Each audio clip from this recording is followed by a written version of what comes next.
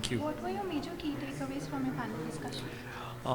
I think the panel discussion was very engaging considering the topic which was there. I think it was about agile curriculum.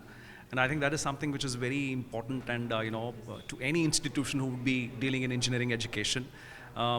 Look at the curriculum as something which has to be very outcome based, which we all are very, very familiar with the now concept.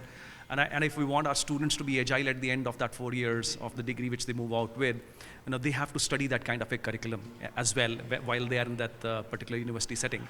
And I think this panel brought out some fantastic ideas, wherein the panelist was also talking about some of the experiences at their own space, but also brought in some very interesting ideas that how to engage industry to getting into that space where they kind of collaborate very closely with the academia to see to it that the agility is just only not a word, but it is also there as a part of the curriculum when it is delivered to the students, and wherein the students are not just exposed only to theoretical aspects, they're also dealing with practical aspects, and also appreciating the industry problems was something which was pretty nicely discussed. And I think I'm sure the audience, whichever would have been there, would have benefited from those discussions. And I think that's the major part of it. And I think it made us also happy considering that we are trying to implement some of these things at our institution, and they were kind of given a thumbs up by the way we had a discussion around it. So the panel was great, actually. Thank you. Lovely. So what disruptions do you foresee in engineering education, and how can institutions prepare for them?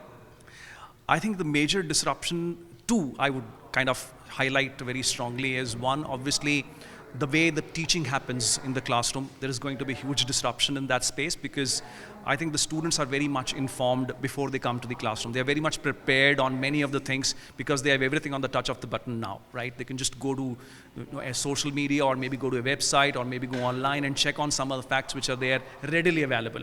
ChatGPT is a big role to play in that. So I think the major disruption is faculty will have to start thinking that it's not just going out there and explaining the theoretical aspect to the students anymore. It's going to be all about also giving them a lot of good examples, right, which are practical examples, and excite them, and become more of facilitators so that the student starts getting into that excitement. Oh, I need to solve this problem. Rather, I need to understand this concept. So that is one major disruption I'm looking at it.